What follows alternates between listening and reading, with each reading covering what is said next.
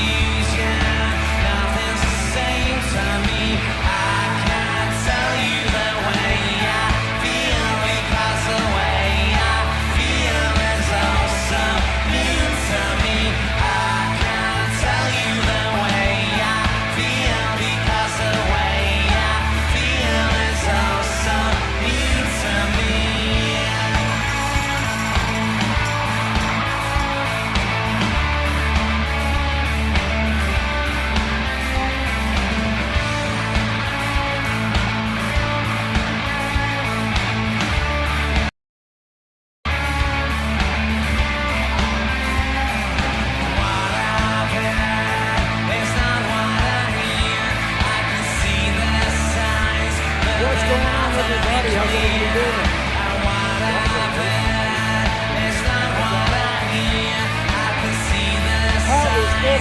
to DDLive 125. You can tell the way I feel, because the way I feel is also new to me. Everybody, come on now. Gotta hope. Is also new to me.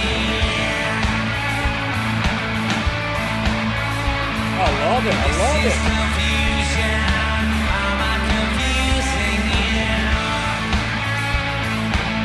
A little Oasis for you guys. Jesus. I'm a big Oasis fan. Do you guys like Oasis? Can you hear me? Let me say my hellos. Oh, we can't hear you. Okay, hold on. Check 1 2. Check. Can you hear me? Can you hear me? Check. I'm seeing on my little bar there. Let me know if you can hear me. It's saying you can hear me. Check. Yes, you can hear me. Okay. Somebody was saying they couldn't hear me. Very weird. I'm glad I didn't go investigating. Chris, I got to change. I'm going to change your mod thing over. Okay. I don't know how to do, like, I got to figure out how to do it. I think if like your other channel came up, I could do it like within the chat. I don't know. Chester, Rick, Michaels, how you doing? Ryan, Olachow. I think Ryan's new. I don't think I remember Ryan. Trina, how are you doing? Paradox Camera. That's a cool name. Wilson Gill. Jason Carpenter. Sebastian. Chris Snyder. Dylan. Movies with Marco. How are you doing? Carmatic. That's cool. And yeah, I think, yeah. Rosalia. Kevin Munn. I see you in there. Aaron Click. I'm seeing a few more people rolling in. Adrian James. I always say this, but I swear it feels like it's been a while since I'm streaming on other people's channels more than I'm streaming on mine lately. Although I guess the last time I streamed, I did have Davey Deathray and Nick from the Lost River Drive-In, which was really fun. Got you a whole bunch of clips out of that one too. I still got a couple clips that I could give you guys out of that one. How many of you went to see Beetlejuice? How many of you went to see? Oh, here we go. Hold on. Let me movie Misfits video. Let me try. Let me see if I can do this. Oh, I think I got to go over here. And there we go. Boom. All right, yeah, Chris, you should be a moderator on the other one now. Sweet. And if I go up here, let me see if I can disable moderator on your main account.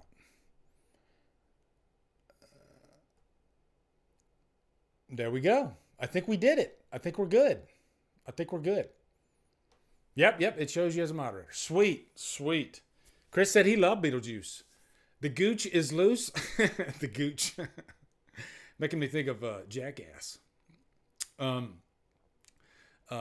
Rosalia says, I'm waiting for streaming. That's a lot of people. They're patient. They don't need to get out. Like, are you guys like, I need to get out to the theater if it's something I really want to see? Or even if it's something you really want to see, do you feel like, I can wait? I can wait until it comes to streaming. Some people are patient like that, I'm the type that, like, if it's a new movie, I've always been this way. If it's a new movie that I really want to see, then I get out there opening weekend usually and I go see it. Like even before I got into the whole press screening thing and, pretty much like the last freaking 30 years, I've always been there, usually opening night. So, yeah. But, I get it. I get how some people, they're just like, some people don't like crowds. Like, do you guys, are you the type of, Davey, what's up, brother? I hope you're having a great weekend too. Are you the type of person that, you don't like big crowds? Like, would you rather go to a theater and be like maybe a couple people there or maybe even nobody there? Brandon Tabato, what's up, brother? How you doing? I was just watching your favorite movie, Halloween 2018. I like a big crowd. I'm not going to lie. I do like a big crowd. I like, because to me it's infectious, And I'll even say there's probably been a time or two where a big crowd kind of swayed my opinion on a movie. Like if a big crowd's like really, really into a movie, that's even better for me if I'm like somewhat liking the movie.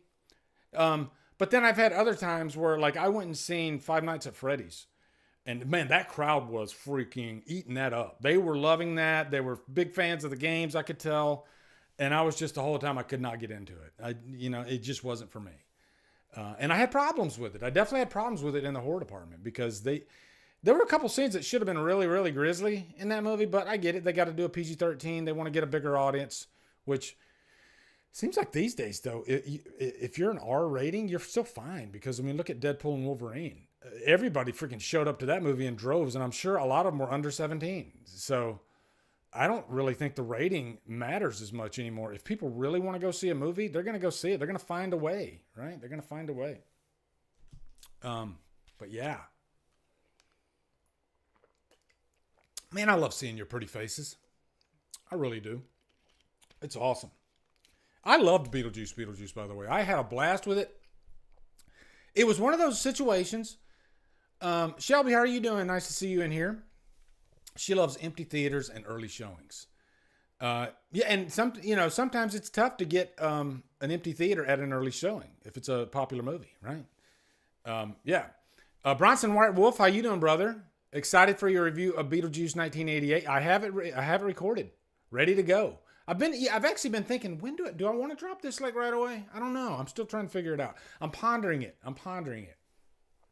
Timing, right? Timing's everything. And it seems like timing is more important now at YouTube than it was 10 years ago. 10 years ago, I swear I could drop a review at pretty much any given time, and I would like it. It was almost like it wouldn't matter as much. I would still get whatever I was getting average wise around that time. Sure, you put a review out on Thursday night, it doesn't hurt. All right. But it seems like now more than ever, and I think one thing that plays a factor into this is people love those out of theater reactions. And the out of theater reactions, at least I don't remember, were such a big thing 10 years ago. And it feels like it was just over maybe the last couple of years that people were chasing that out of theater reaction high. They don't want a freaking 10-minute review. They just want to give me the quick down and dirty. You know, give me the freaking 2 minutes. Give me the 2 minutes version.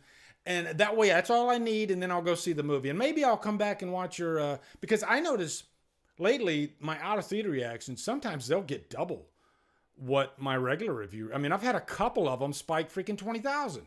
And that blows my freaking mind. People love out of so I've actually thought about, you know, and I'm doing it. Okay, these out of theater reactions, I want to make them count. And used to, I would go out of a theater and pull the camera up and just, you know, give you the grainy, quick thought and no real production value in it. And now I've actually started, like, I want to give them good audio, good video. I want to, like, maybe put a couple of cuts here and there and still give them like a 2 minute, sometimes maybe 3 minute video, you know, because yeah, those out of theater reactions, and most, when I do like a poll, seems like a lot of people, they'll tell me they prefer the out of theater reaction. Like, let me know, what do you guys think? Do you prefer, and be honest, I'll give you 3 options. First option, do you watch the out of theater reaction and you're good? You don't need anything else. Option B, you don't really care about the out of theater reaction. You'll wait for the spoiler-free review. Or option C, you'll watch both. You like the out of theater reaction, but you like to watch the movie and then come back and maybe watch even a spoiler-free review or even a spoiler review, you know? Ryan says, Lee, have you seen Don't Say a Word? Why does that sound so... Who's in that, Ryan? That sounds very familiar. Don't Say a Word. Trina says she'll watch them all. Kevin says all the above. See? So yeah, a lot of you guys, you just like watching. If you like a certain channel, then you're going to try to support and watch everything, right? That's what I'm getting. Don't Say a Word. Oh, let me look it up. Shit, we're in no hurry. Thank you, JR. I appreciate that. I'm going to look it up right now. Hold on. Give me a second. You got me curious.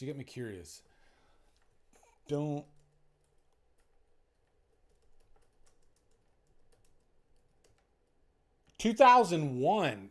Oh my God, this is with freaking Brittany Murphy and Michael Douglas? Wow. I remember that movie. I don't remember if I saw it or not.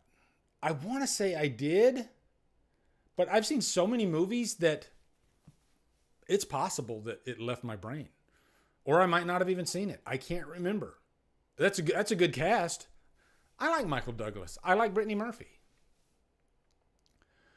Bronson says, next month during Spooky Month, I'm also excited for your review of Sleepy Hollow. Yeah, that'll be fun too. Sleepy Hollow will be fun.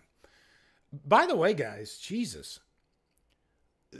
Tonight I'm going to go over our fall horror preview. This might be, and correct me if I'm wrong, but this might be the most overstuffed year of horror that I've ever seen. Like, it seems like not just one movie every week, but man, I'm seeing like 2 and 3 horror movies every week, and I gotta admit, it's really hard to keep up with it all. Like, there's a couple movies I need to watch now that I don't know if I'll be able to fit them in. Like, Blink Twice. I had a press screening of Blink Twice and I missed it, and I wasn't able to go for work, and I was thinking, okay, I'll just go see it on the following Tuesday night. You know, I'll go pay for it myself. And I couldn't, you know, stuff happened, life happened, family happened, and I couldn't go see it. I don't know if I'll be able to even see Blink Twice. I might be able to see it when it comes to digital. I'm sure I will, but lately, because I try to see everything like as quick as possible, but lately, I mean, it's not out of the question for me to have to miss a movie because there's so freaking much coming on. Somebody was mentioning Red Rooms today. Hey, dude, you need to see Red Rooms. And a lot of movies are just creeping up on me that I've never even heard of. It's never been this freaking volume. Like the volume's never been this crazy before. Do you guys feel that? You know, it's weird. And and the thing is too, a lot of it's great stuff. And I think that's why it's such a pain, right? Like if it was a lot of crap coming out, low budget crap, then of course I wouldn't mind because that stuff does come out. But There's like highbrow stuff coming out, like tons of it. And it just blows my freaking mind. Blows my mind.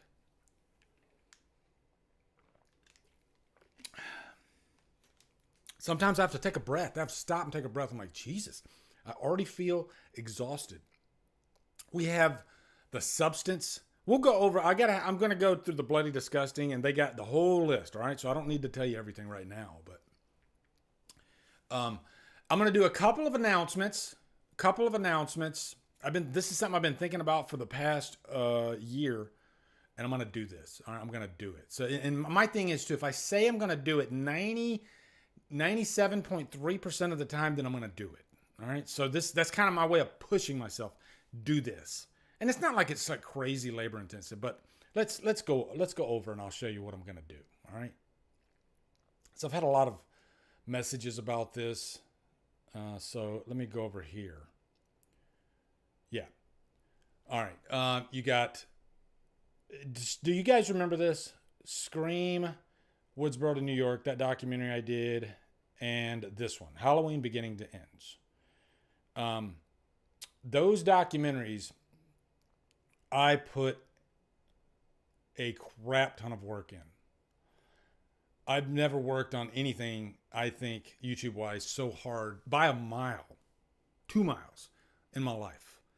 I was just talking about being exhausted. You talk about projects that really just require every bit of time and effort and energy that you can imagine. I was getting up. Uh-oh. Did I cover something up? Hold on. Shit. Let me go back over here. What did I do? Oh my God. Give me a second. Jesus, what did I do? Hold on. What the fuck? Wow. All right, let me see how I fix this. I don't know what I did. So do I need to like unlock that? The border. Let me try this. Hold on. How did that happen, guys? Wow. This is then if I go over to topical slides. Wow. And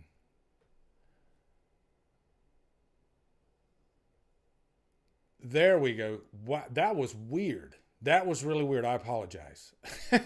I had one job, right, Chris? Yeah. So, yeah, let me get to the announcement. All right. Little backstory. Oh, man, it was almost 2 years ago now, I think. About a year and a half ago, I got a strike for Scream Woodsboro to New York. And if you can look it up, I did a whole video on this explaining what happened. But just a quick down and dirty, anybody can claim your footage. I ran it through the checks. The checks, checked out. I guess YouTube was like, okay, good. You're good to publish. I published. I don't want the money. Give it to whoever's footage is in this. I want them to have it. That's fine. Okay. I wasn't after. This was a passion project. And then like 3 months later, 30,000 views later, I got a copyright strike from one of the owners of some of the footage that I used.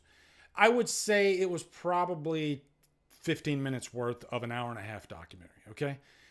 Spaced out, right? It wasn't like I put 15 minutes straight and then, no. I had little like 1 minute sections of a source that I used. And yeah, and it was fine. We do that. This is nothing new. We see freaking videos on YouTube like this all the time. Hell, you can go on YouTube and find full documentaries that people don't own. And they get away with it, and they've been there for years. And so this was me just taking little clips of things. Not knocking the owner of you are the owner, you have the right. So yeah, I'm not mad. So what I'm going to do, and by the way, right after that, I had to take that down, but then I took down the Halloween Beginning to Ends too. I took that down, even though I didn't have a strike or anything on that one. I took it down because I don't know, this could happen with that one too. And I dropped that one like the year before, or like maybe 6 months before. So here's what I'm going to do. Those projects are still sitting in folders on my computer. I haven't moved anything. If I open up the project through Adobe Premiere, boom, it's all still there. and obviously these were leading up to Halloween Ends and Scream 6.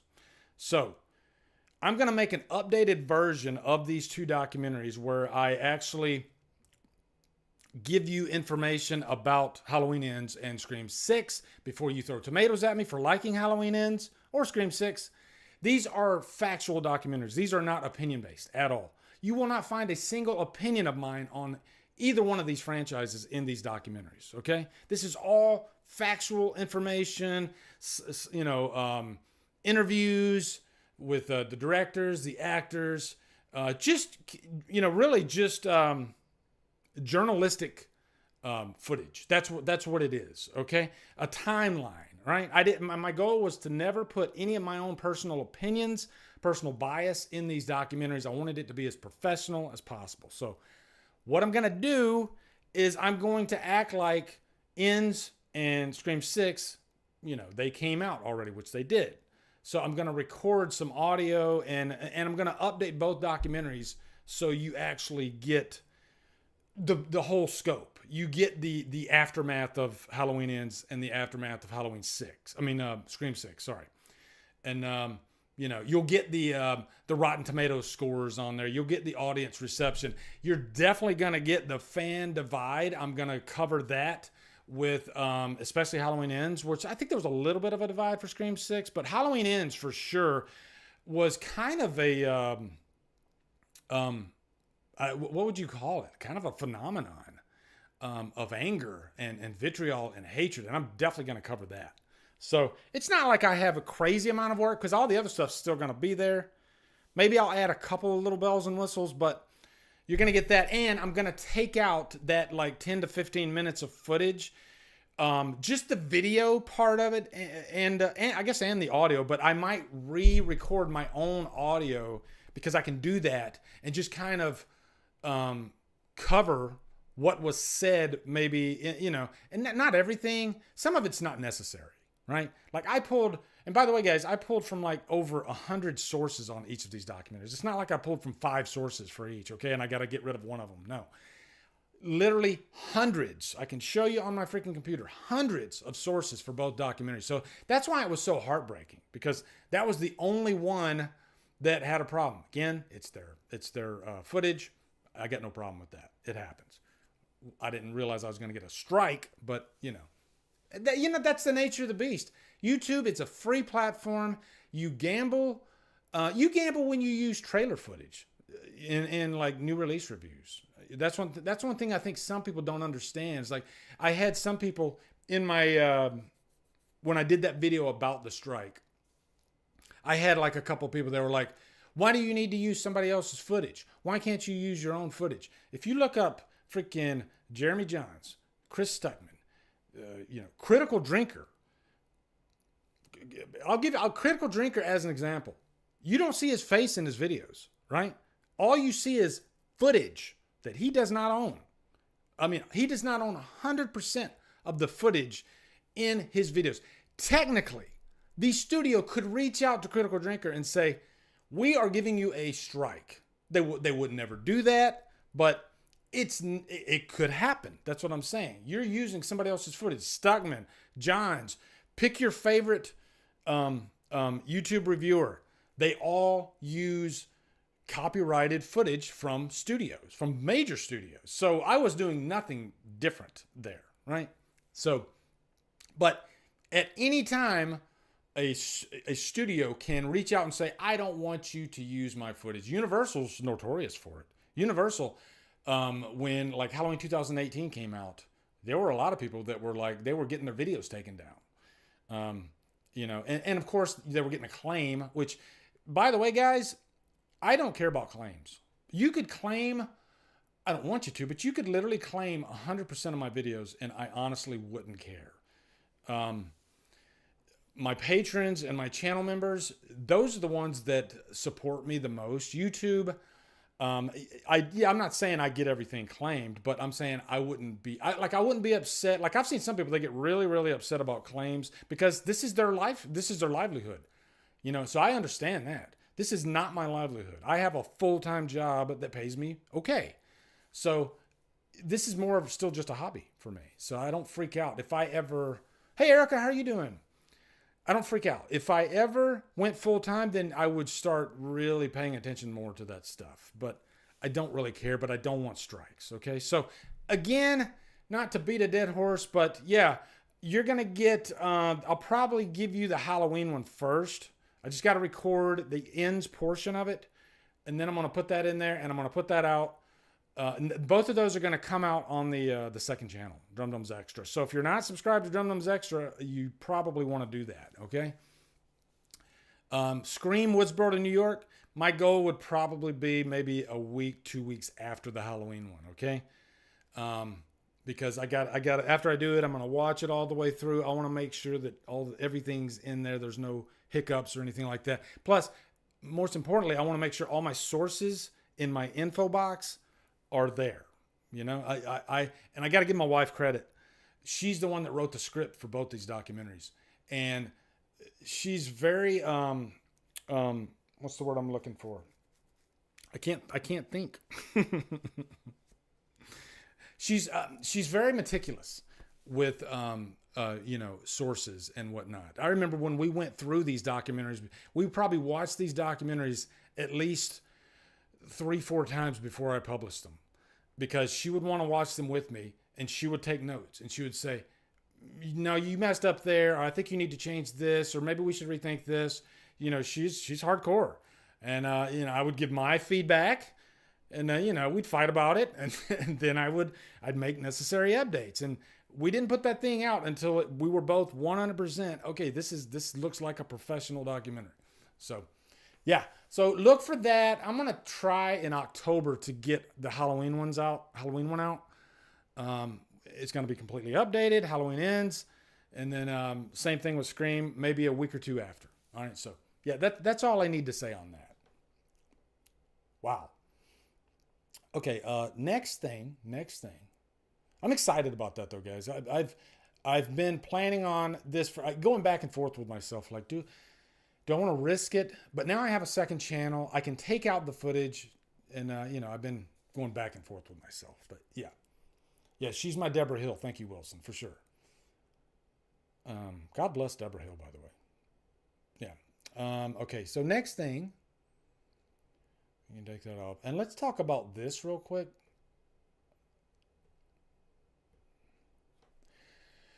Have you guys heard the new Linkin Park song?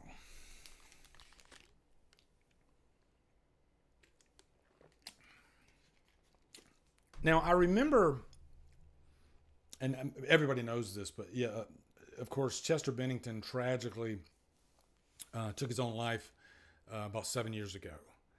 And it shook the freaking music world by storm. Chester Bennington was such a talent, just filled with emotion. And I think when we lose artists, musicians, often if they're the singer and if they write the lyrics, oftentimes we go back and we listen to the songs again, and we listen to the words. And when I listen to a lot of Linkin Park's music now, after he died, man, those lyrics really jump out at you, like What I've Done, Faint, and Somewhere I Belong, and I could just go on and on and on. It really just hits you, the pain and the suffering this guy went through. And it's like the songs take on a whole new meaning, because before he died, it was more of a universal appeal and things that we can all relate to, right? But after he died, it became much more personal towards him. And I think there's still that universal quality there, but man, I think the songs take on a bigger meaning now. So it reminds me of this documentary on Joy Division. Joy Division is one of my all-time favorite bands. And in the documentary is so great. I think the documentary is just called Joy Division. I highly recommend checking it out. But it's just interviews with the 3 remaining members. And Ian Curtis took his own life back in 1980. And their second full-length album came out I think it was maybe a month or a couple months or something like that after he passed away, and it was called Closer. And yeah, that's Liana. That's the one I'm talking about. The Anton Corbijn, and also the movie Control. Oh my God, that is my all-time favorite biopic. I'm a little biased because I'm such a Joy Division fan, but even if I wasn't a Joy Division fan, that biopic it stands out among all other biopics. It just has a different flavor. It's in black and white, which is cool. And I think Joy Division's story is very different than most bands, you know? That whole British new wave movement, some would say Joy Division created new wave. I think they did. I'm sure there were some influences before, but if you listen to what they were originally called was Warsaw. Same band, same members, but they changed their name to Joy Division. But it's almost like they changed their style when they became Joy Division, because Warsaw and Joy Division sound like two completely different bands. Warsaw is more straight up punk. Joy Division is more of like a goth, just very emotional, moody music, and that's because of the pain and the struggling that Ian Curtis was going through at the time. And just to relate this to Chester Bennington, and they talk about this in the documentary, after he died, the lyrics, like one of the producers was stating, I take the blame. He was talking about how that was one of Ian Curtis's lyrics, you know. One of my all-time favorite songs, by the way, New Dawn Fades. What a freaking song, New Dawn Fades. Jesus. But, and he says, I took the blame. And after he died, his friends, they were like, oh my God, he was trying to tell us all along. It was like some people, they can't convey the pain that they're feeling unless it's through their art. And that's what Joy Division was doing. That's what Ian Curtis was doing. It was almost like he was crying out through his lyrics in his songs. But the rest of the band, they were all young, right? And they thought this is just art. And there's a lot of musicians that have these types of lyrics that are in that specific subgenre, right? Like freaking The Cure. The lead singer of The Cure. His lyrics are very dark, very heavy. He's still with us. I'm not saying he didn't feel those lyrics that he was saying, but I think for a lot of people, taking one's own life, maybe it's not an option. Maybe they're like, the way I can get this out of my system is just venting it through my art, through my music, right? And Ian Curtis, unfortunately, he wasn't able to beat those demons, right? And so that's one of those deaths that still hits me to this day. And I wasn't even aware of Joy Division for most of my life. I became a Joy Division fanatic after The Crow. After I was obsessed with The Crow, and then I found out that James O'Barr was highly, highly influenced by Joy Division for that movie. Then I was like, ooh, what is this Joy Division thing? And I went down the Joy Division rabbit hole, and I became like obsessed and intoxicated. And I went through a phase where I was like, that was all I was listening to was Joy Division. And it got quite depressing. Don't get me wrong. Their music is phenomenal, but you have to be in a certain state of mind to listen to it. Whereas jumping back to Linkin Park, Chester Bennington, he made therapeutic art in more of a commercial way, right? A lot of Linkin Park's songs are much more accessible to the masses and upbeat, and that's definitely not a slight. I put Linkin Park above just about every band that came out of that movement, except for maybe Deftones, of just offering something else, something different than what the normal nu metal band was offering at the time. And I think Linkin Park, and especially Chester, I think they got fed up with that sound. And that's why they changed their sound, the third album in. And Minutes to Midnight definitely still, it's like a nice segue between what they were and what they were going to become. Minutes to Midnight is kind of that bridge. But yeah, they made the music they wanted to. And I tell you, Linkin Park lost a lot of fans, you know, 4 or 5 albums down the line. And I remember, like, even friends of mine, they were stating that, man, I wish they would go back to like their Hybrid Theory and Meteora, which, by the way, Meteora is a freaking masterpiece of an album. And I'm not gonna lie, I probably thought that a time or two when those albums came out. But now, kind of looking back on it, and I can kind of compare this to my love for Silverchair, right? And Silverchair, a very similar story. Daniel Johns, he hated the movement of music when they came out, especially in the early 2000s after their third album was out. And their first 2 albums are very similar to what Linkin Park's first 2 albums are. It's a different flavor for sure, but they're both pretty much straight up rock oriented, you know? And Daniel Johns, I think you can kind of compare Minutes to Midnight to Neon Ballroom. Both of those albums feel like a bridge, and they're really great albums, but they just feel like they're a bridge to something else. So Silverchair, when he did their 4th album, originally they did just more of a rock-based album, and he did 18 months of work on this album, and he was highly influenced by like Caius, right? That was one of his like main influences, was the band Caius. And he kind of had a panic attack, and he was like, oh my God, I don't want to put this out, because if I do this, that means I'm pigeonholed and I have to stay in this lane for the rest of my career. And so you know what he did? He freaking hit the delete button and erased the tape. 18 months of work. Erased the tape. He bought a piano. Had no clue how to play piano. This is amazing to me. And he learned by ear how to play the piano and wrote an entire album on piano and created what I think is a freaking masterpiece of an album. Diorama, sorry. That album, man, there's so many flavors in that album, and every song is phenomenal, but different from each other. There's some rock stuff on there, but there's also some more experimental type music. Just what a great album. So I know I'm all over the place with my thoughts on this, but that's just kind of how I do things when it comes to music.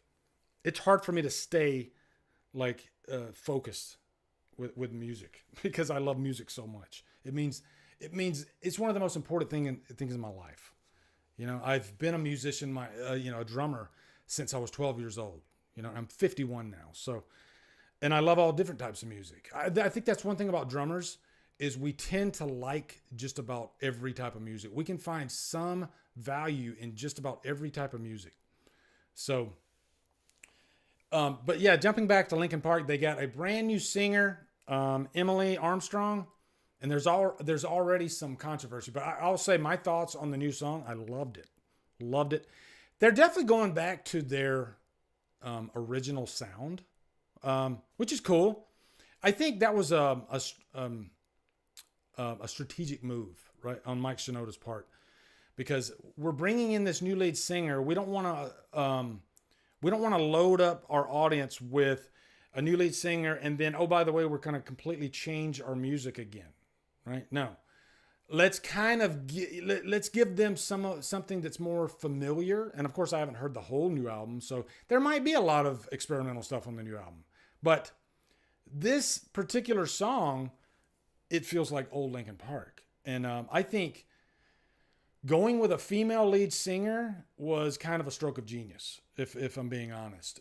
Who can scream? Like, I think she's got a really great voice, and she can handle a lot of their earlier songs, because Chester could hit some very high registers in his voice.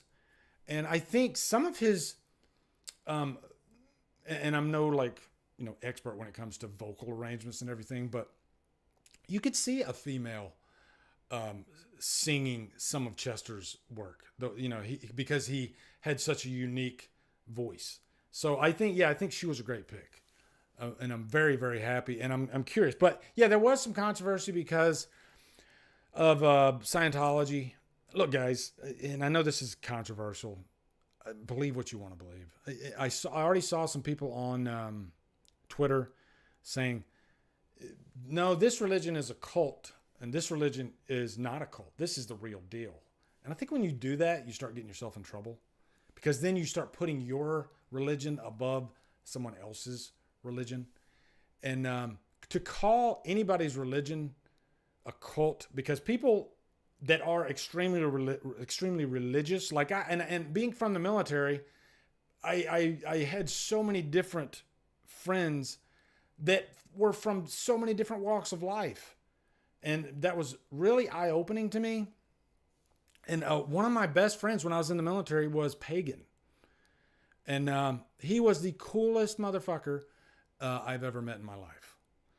And yeah, I think, luckily, I'm a very open-minded guy, and I'm not overly religious. I'll put that out there right now. I have my own personal religion, but like I said, I'm not like, I'm not going to come knocking at your door, okay? Let's put it that way. But for anybody to put their own religion above anybody else's, I don't care what the religion is, even if it's Scientology. It's still just, and people that are Scientologists, I'm sure that they could look at, like, say, Christianity, and I'm not singling out Christianity. I'm just picking. If they call it a cult for whatever reason, are they wrong? And I don't believe it's a cult. I don't believe Scientology is a cult. What I'm saying is you can cherry pick different attributes of pretty much every religion, and it might feel very foreign to you if you're not, say, Christian. And we often put down what we don't understand, right? Like, that can't be right because what I believe is right. So I'm going to call that a cult. And I think that's when you get yourself in trouble. And I think it's stupid to call it whatever. I don't care what you believe, right? So I know that they tied her to Danny Masterson. She was good friends with Danny Masterson, I think. She put out a statement. You can go find it yourself, stating that basically she was supporting a friend at first, and then but she didn't know how guilty he was. But as soon as she found out about that, she took a step back and she said, "Okay, I'm done with this. He's on his own." All right. But you can't take you can't take one person from one religion and compare them, like give them the sins of another person, right? Like, say, Tom Cruise. Like some guy one of the guys I was talking to online that called the religion a cult. And, I would never support this person. And so my answer to that was, what's the last Tom Cruise movie you saw? I don't know the last Tom Cruise movie he saw. Maybe he's never watched Tom Cruise. But if he told me that the last Tom Cruise movie he saw was probably 3-4 years ago, I wouldn't be surprised. So I don't think you should pick and choose your what's the word I'm looking for? Your criticism, I guess, over any religion. All right. So yeah, I really don't talk about religion. It's like Chris there. I keep my mouth shut about religion. I don't bring it up on my channel. I don't bring up politics on my channel. I think the whole thing is, it's a very personal thing. And, even politics, guys, it's weird to me from a social angle. Like, it's kind of like religion. I'm Republican, and I feel like I'm better than you because you're a Democrat, and because you're a Democrat, I want to think of you as the worst piece of shit on the planet, which is very strange to me. And by the way, that's not something that really existed to this level even 10 years ago. But for some reason now we've all taken a side, and we only have to stay on our religion, and people are freaking losing family members over this shit, which is weird to me. It's weird. Support whoever the fuck you want to. I don't care. I'm sure that Republicans have some things that are pretty admirable, and I'm sure that Democrats have some things about them that are admirable. I step back from it all. I don't give a fuck. I don't. I'm sorry. I'm so much more into so many more things than religion and politics. Luckily, there are some people and they wake up every day and that's all they think about is their religion and their politics or both. And I'm just not that way. And if you are that way, God bless you, but just don't be mean to other people. That's all I'm saying, right? That's all I'm saying. Lori Ann, channel member. Thank you, Lori. She says, religion and politics are two topics I do not engage in online or family discussions about. And the reason she doesn't do that is because she's smart. Because you can't win. You can't go back and forth with somebody that is just locked in, right? You're locked in to your belief and you can never be swayed the other way. So why even go down that road? You know, it makes no sense. Yeah. Okay, so the next one, how we got from Linkin Park to politics, I have no idea. I do apologize. Okay. Oh yeah, those two guys. Speaking of people that can't get along, how in the fuck did this happen? If you told me pick 5 bands that you think are going to get back together, Oasis would not be on that list. Just because those guys, they could not stand each other even when they were together. It was a constant battle, a constant fight. So I was excited, to be honest. It was kind of cool. I remember Dave Grohl from Foo Fighters was he would constantly say, "Hey, I wish these two guys would give." There's a lot of Oasis fans, musicians that are Oasis fans, and Eric may be right. Maybe they grew up, but. Or maybe they saw the dollar signs because they're going to get paid. Correct me if I'm wrong, guys, but I think they're going to get paid £100 million to do a tour together, which is insane. But yeah, it's the Cain and Abel thing, right? Those two guys, and man, guys, one of the best music documentaries I have ever seen is the one on Oasis. It's from A24. It is so well produced, and you really get a look-see into that whole world of those two brothers and why they constantly fought. And it really comes down to they were two different personalities. You know, Noel said that basically Liam is the one that was always looking for attention, would never shut up, you know, always trying to piss people off. Whereas Noel was the quiet one. You know, Noel said, I'm a dog, Liam is a cat, right? And the two together, you know, Liam's running circles around Noel and just driving him crazy, poking the bear constantly. And eventually, you know, he just couldn't take it. And even when they broke up, you still have both brothers bickering back and forth to each other. So that's why I never thought they'd get back together. My feelings on Oasis are I've always been a big fan. I remember when they first came on the scene, you know, right after, you know, the early 90s, when music was changing. And I remember I had just gotten stationed to Panama City, Florida. And there was this rock station. It wasn't like the normal, like the butt rock stations that we see today that play nothing but Saliva and Shinedown. No, this was an alternative rock station. I guess kind of like Lithium, right? But it was like the Lithium of the early 90s that I heard on the radio. And man, I found so much great freaking alternative music from that station. And I remember Definitely Maybe had just come out. And this is the first time I heard Oasis. And I loved them. I loved Definitely Maybe. And, you know, I stayed on that Oasis train for a while. And I really loved What's the Story, Morning Glory, their second album. Those two first two albums, to me, are absolute masterpieces. And Definitely Maybe sounds quite different. A little bit more, I guess, upbeat and a little bit more like edgy than the second album, What's the Story. What's the Story feels more epic. The songs are more epic in nature. But it's hard for me to tell you what's the better album because both albums are phenomenal. And I think I still have their third album on CD, but that's when they started fighting and the success got to them and it affected the writing. And Noel Gallagher writes all the freaking songs and the lyrics. So, you know, he's even stated that the pressure after the second album was just insane. And it's hard to keep up that level of quality in your music. And I think there's some good songs on the rest of their albums. But the first two albums, I mean, just every freaking song on both albums is just top notch. And I think sometimes just an album or two can make a band, like freaking Guns N' Roses, right? If you didn't have Appetite for Destruction, that one single album made Guns N' Roses. It's amazing to me that a band could go on for 30 years and basically off of one album. You know, I'm not saying that Use Your Illusion 1 and 2 aren't great albums. They really are. But did they make the band? No.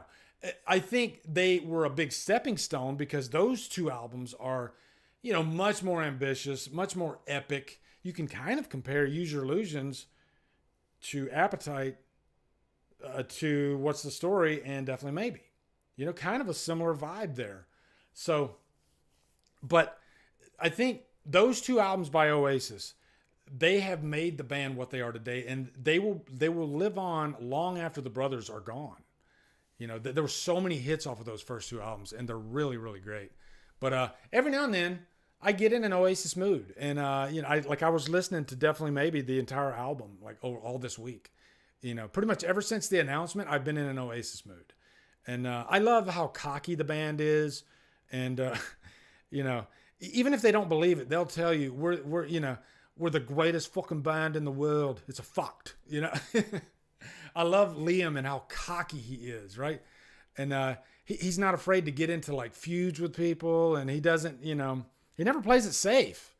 And he'll even tell you he lives the rock and roll lifestyle, you know, to the bitter fucking end. And I kind of like Axl Rose. Again, here I go comparing those two bands, even though they sound completely different. I urge you guys to check out the Billy Corgan interview of Joe Rogan, where he talks about the music industry. Watch the whole thing. It's freaking. I could listen to Billy Corgan talk about music all day. He just has. He just has a way with words, and he's very forthcoming with his opinions on things, and so much so that it's probably made him some. I know it's made him some enemies in the music business. Like give you an example, okay? Billy Corgan, he's done a few interviews with Howard Stern, and Howard will ask him what he thinks about a given band, and he asked him what he thought about Foo Fighters, and he says, "I don't like them." You know, most musicians, they're gonna play it. They'll say something like, "I appreciate Dave Grohl's drumming," which he does say, but most of them won't say, "I hate that band. I don't like that band." But not Billy Corgan. He's a music fan first and foremost, and if he doesn't like a band, he'll tell you. And he said he just doesn't like none of the songs for Foo Fighters. His opinion for Foo Fighters really jump out at him. You know, he thinks he much more respects Nirvana than Foo Fighters. And I agree with him. I know Foo Fighters have a lot of fans, and they do have some really good songs, I think. But if you ask me, do I prefer Nirvana over Foo Fighters all day, every day, and twice on Sundays? Yeah. There's no comparison to me in my mind. It's just, Foo Fighters just feels, I don't know. They're very talented, but it's just the songs. That's at the end of the day, it comes down to the songs, right? And the songs don't leap out at me like some of the other bands that I've mentioned. I have my own personal flavor. That's fine. We all do. And some of you Foo Fighters might be your favorite band. There's, you know, and that's great. That's freaking awesome. But yeah. So Oasis, I'm excited. I would love to see them live. I think they're playing in Ireland, and they're playing in their home turf, and I think they haven't announced anything else because I think they want to see if this thing implodes. You know, are these two brothers going to be able to get along? We shall see. I don't. I'm not going to get that ticket. I would love to freaking go overseas and see them live. Some of you that might live in the UK. I'm jealous. I'm jealous. If you have that opportunity to see them, I mean, I would love. I'll tell you. I'll put it this way. I'm going to be on YouTube like the day after that first concert, looking up footage, because it's going to be massive when they finally do that show in 2025. It's going because everybody wants to know how it's going to go, right? Are they gonna get along? How, is the music gonna be there? Because Oasis, not every show has been a home run. If you watch that documentary, they'll show you, like, you never know what you're gonna get. Sometimes you get a show that's just horrible, and then sometimes you get one of the greatest freaking live shows you've ever seen in your life. Like Guns N' Roses. I don't know why I keep comparing them to Guns N' Roses, and I didn't plan on it, but there's a lot of similarities actually in the personality department.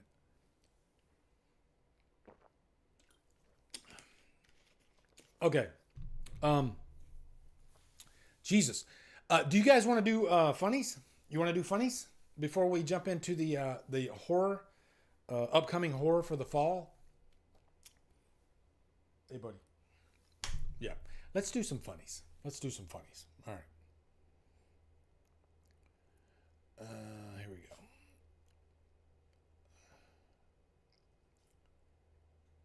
All right. This first one's called Stand by Jason. Okay. Beth actually sent me this one. I don't know what's worse, leeches or Jason. Guys, look, a shortcut. That is the crossover that we all need, right?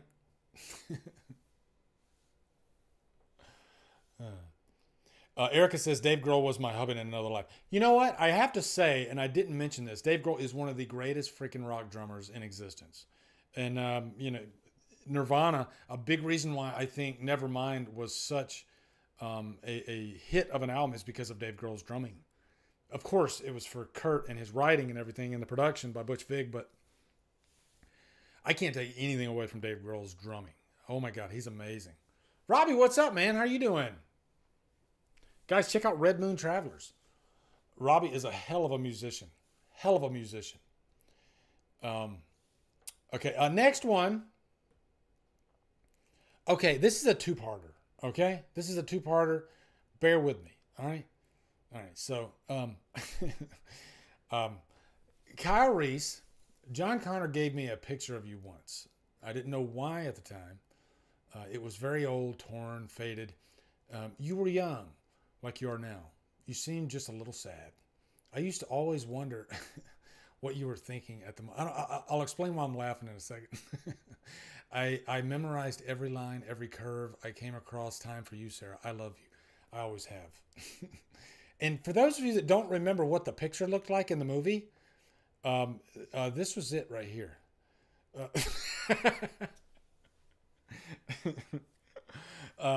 I can see why he came across time.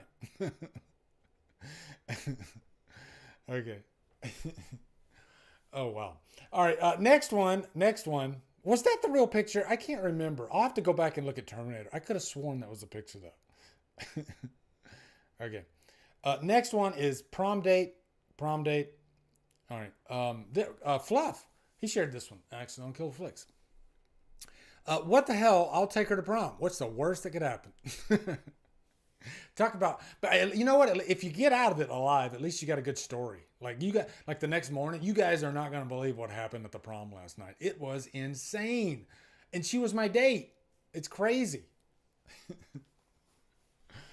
Oh my God. Was it something I said? Like, what if he didn't know, he didn't know about the bullying and all that. He's just taking her to the prom, Although I think that character did know about the bullying because he took her to the prom because he felt bad for her. Okay, see, that's it. I'm correcting myself. Okay, this next one is called Nikki's Promise. Nikki's Promise. Okay. This is a quote. This is an actual quote from Nikki Sixx.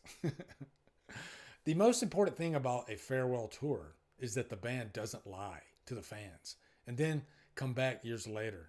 Yeah, truer words never spoken, Nikki. And I'm glad Motley Crue, the last time they toured was 2015, right? And then they hung it up. Like, have Motley Crue toured since then? I can't remember.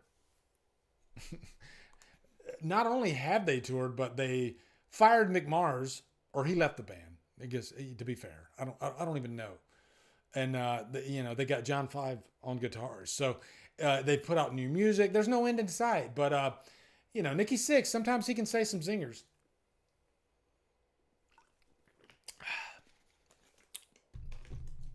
All right, next one. And Holly says, how many farewell tours? And this is nothing new. Like Kiss, I saw Kiss on the farewell tour with all 4 original members in 1999. That's 25 years ago.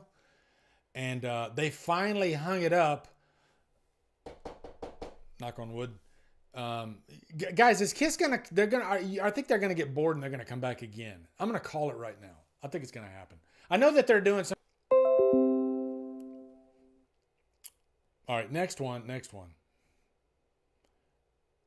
Oh, I have an exclusive other. I didn't share this picture with you guys. This is the new Linkin Park from a different angle. Okay, from a different angle. All right, here you go. Linkin Park reunite for new album and tour with controversial new female singer. Would she be more controversial than Emily Armstrong? You know, if she wasn't a Scientologist. And how are you going to keep her? Like, she's going to come out and she's going to start breakdancing. So, guys, I have seen way too many freaking memes with the Australian breakdancer to count. It's been insane. It's been fun, but is it going to die down? I don't know. Okay, next one. This one's Name That Band, and I've seen a couple of different variations of this one going around. For some reason, like over the last week, I don't know why, don't claim to love music if you can't name this band, right? Like I saw a different one, like a variation that had like David Spade, and it said never made it as a wise man, and then on the picture it said rip Kurt Cobain. So that was like three degrees. So yeah. Erica says, it's the thing celebrities do now, actors especially, when they announce they're done with a character or they're done acting. We're just waiting to find out which movie gave them the check big enough. Yeah. Yeah. And it's like, not that John Carpenter was saying he was retiring or anything, but he wasn't going to do another Halloween. And then he said when Halloween 2 came about, he said, they put the biggest check I've ever seen in my life in my hand. And I couldn't say no. Right. Jason Carpenter, are you a fan of Seven Dust? Absolutely. I love Seven Dust. I haven't listened to like their last couple of albums, but I'd say back in the like mid 2000s for a good like 5-year period, I was really into Seven Dust. I went through like a Seven Dust period, which was nice. But they have a lot of great freaking songs too. So yeah, I'm a big Seven Dust fan.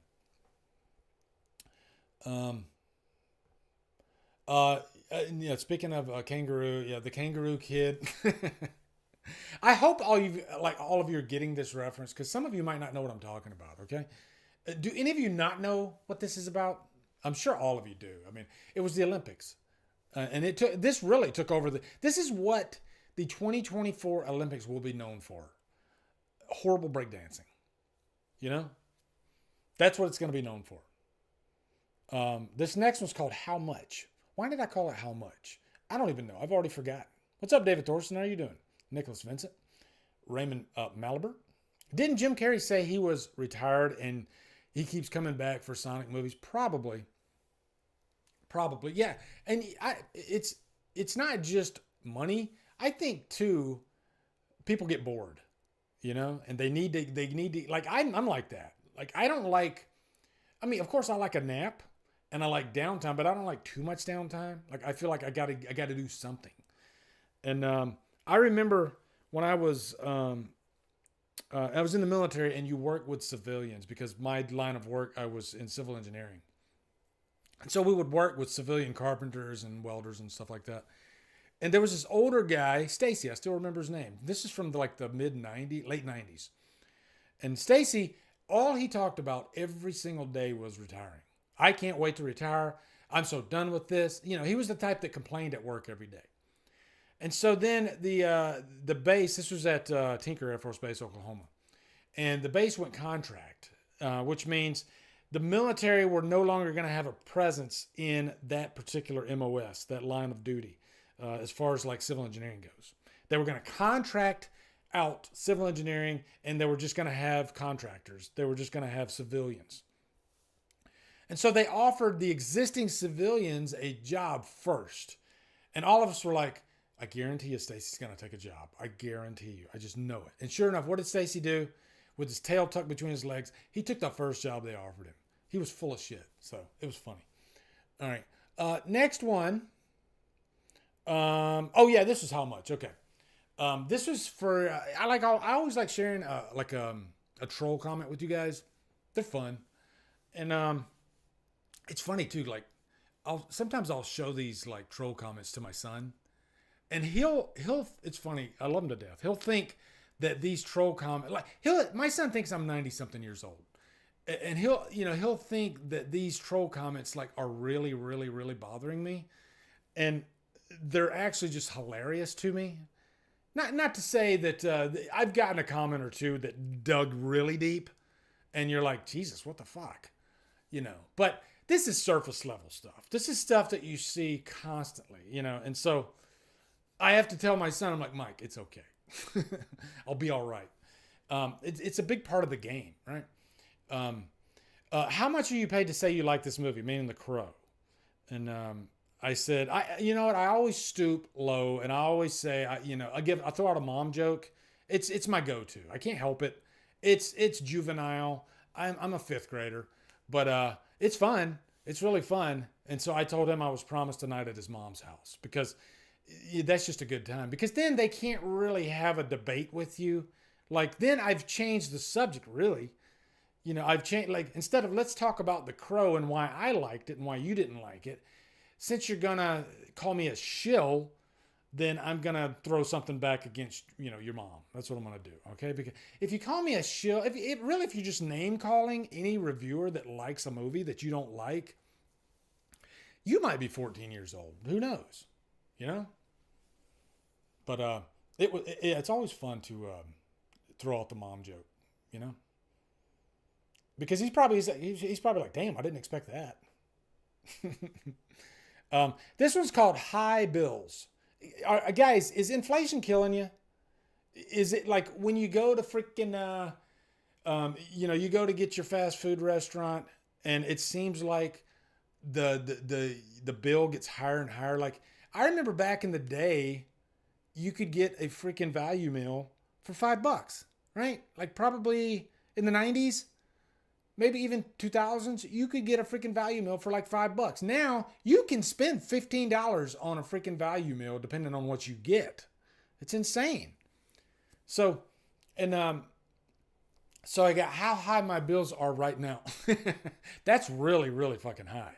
That's really high. And yeah, inflation, it's a freaking bitch out there. It's crazy. Are any of you signed up to Movie Pass? I'm going to talk a little sketch here, okay? A little sketchy. Let me go over here for a sec, all right? I recently signed up for Movie Pass. I didn't even know Movie Pass was back. My daughter signed up for it a couple months ago. She loves it. It's great. It works for her. And the reason it works for her is because she's the type that goes to the movies, like, say, middle of the week. And she'll usually try to go matinee time, because she's in the medical field. So she has kind of an odd schedule. And so there might be weeks where she doesn't work 5 days a week. So on that day that she's off, she'll go to the movies. And so Movie Pass works for her. And let me tell you why. Over the Labor Day weekend, Movie Pass had hey, what's up? It's Artur. He calls me a shill. Lovingly. Yeah. So, over Labor Day weekend, they had a deal where you could sign up for Movie Pass for the first month for $1. $1. And I jumped all over that. I thought that was a really good deal. $1. And the one thing they say in the fine print is that you can get 3 movies a month, right? You can get up to 3 movies a month. I'm not saying they don't word their stuff right, okay? But what I'm saying is it can be deceiving if you don't read it thoroughly, okay? Because they do this whole points system. Points. What they do is one movie is like, let's say it'll take like 24 points or something like that. But if you buy your ticket online, because what they do is they do like a virtual credit card, you can actually have them send you a physical credit card. But to speed up the process, you can get a virtual credit card and then you can pay for it online. But they're going to charge you for that. They're going to charge you 7 more points to do it online. No matter when you do it, matinee time, during the week, doesn't matter. They're going to charge you 7 more points. My daughter was smart. She had them send her a physical card because then you can take it to the theater and then they won't charge you that 7 points. But most theaters, at least the ones I've seen, they don't take that virtual card. You have to have that physical card because I tried that. I took my virtual card, showed them my phone. Can you put that number in there and the expiration date? And they're like, no, we can't do that. You have to have something that we can scan, right? Or a physical card that we can run through a machine.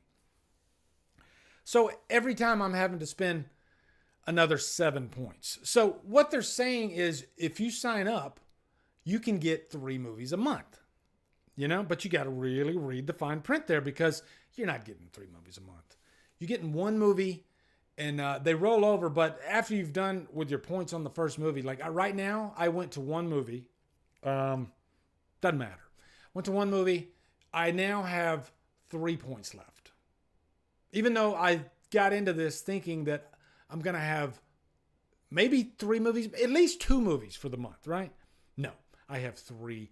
And the lowest price I think for any movie is, and you'll have to check yourself, but I think it's around 20 to 25 points, no matter when you go.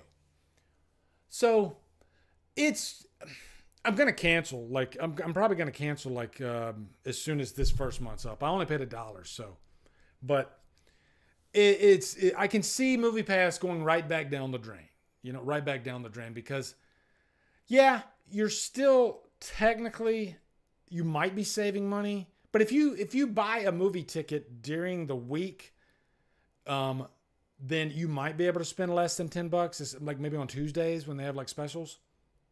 But most of the time, you're going to spend over $10 on a ticket, and sometimes you'll spend $20 on a ticket. So if you go on the weekend, I think it's still worth it, but I would say get the freaking the AMC the AMC A-list, which is what I used to have, which is great. Everything's spelled out. You get up to 12 movies a month, 3 a week. There's no like, fine print. Oh, but you got to do this, this, and this, and you got to go catch a kangaroo. No, it's straight across the board. 3 movies a week, 12 movies a month. So I get my press screenings are free. So that's why I haven't signed up for anything lately, because most of the movies I see during the week are press screenings and I don't have to pay. But there's always 1 or 2 movies during the month that there's no press screening for and I want to cover. So I pay out of my pocket and I go and to get them. So I might at the end of this month switch over to A-list because I think it'll still be worth it. Even though A-list I think is like $25 a month. So I got to do the math on that. But yeah. So yeah, back to the funnies. Here we go. Sorry. High bills. That's really high. Next one, we'll go through these quickly. Hall & Oates. God, I miss Hall & Oates. Did you guys ever see Facts of Life? Really, to be fair, that was the 80s. That's pretty much how everybody dressed in the 80s. Michael J. Fox had a movie that he had that exact hairstyle on the left. I think her name was Jo in the show. Yeah. But... man, have you guys seen I remember watching Hall & Oates in concert back in the 80s, and both of them looked so young and vibrant. And then like last week, you see like Daryl Hall, he had to cancel a concert mid-concert because he just wasn't feeling good, and he looks really old. So man, time just freaking flies, guys. Does it? It's like it's insane. Even like when you tell me that like the 90s were 30 years ago, that's crazy to me. That's crazy to me. But time just freaking flies. Here's a funny one right here. This is an actual letter that somebody got. It says from McDonald's. It says, "Hi, thank you for applying for a crew team member. Why does that say that twice? Maybe this isn't legit position with McDonald's. At this time, we have decided not to move forward with your application. We appreciate your interest in our jobs and wish you best of luck in your search. So when you get declined from McDonald's for a job, then you might be a serial killer. Because I didn't think it was possible to not, as long as you have like somewhat of a clean record, McDonald's is literally turning people away. That's insane. I thought that was hilarious. Next one. Last one of these guys, I promise. Okay, I won't break out these freaking Olympic memes anymore. It's over. I'm done with it. I apologize already. Okay, and then alternate timeline for Lethal Weapon. On this day in 1987, Lethal Weapon starred Mel Gibson and Danny Glover is released, and I think this is kind of like Back to the Future Part 2, where they went through a different timeline, and it was Richard Pryor and Gene Wilder. I never put two and two together, but they do kind of look like an alternate version of Riggs and Murtaugh. So, real quick, let's go down this list of, just so you can see how many freaking fall movies are coming out. It's insane. It's insane. All right, here we go. Real quick, we're just going to kind of brush through these, all right? Bloody Disgusting's Fall 2024 preview. 40 horror movies to watch this Halloween. 40, and these are all brand new movies. 40. It's insane. Okay. I'm not going to read that. Beetlejuice, that just came out. Loved it. Didn't expect it to be as divisive as it is. You know. I look at Beetlejuice as more of an experience than I do like really zeroing in and on the plot. And I know that's wrong. I know I should treat every movie fairly, but some movies I don't care what the plot is. Just give me those zany characters. Give me a silly Beetlejuice. And it was so nice catching up with Winona Ryder and Lydia, and I loved Jenna Ortega in the movie. I just had a shit-eating grin the entire time.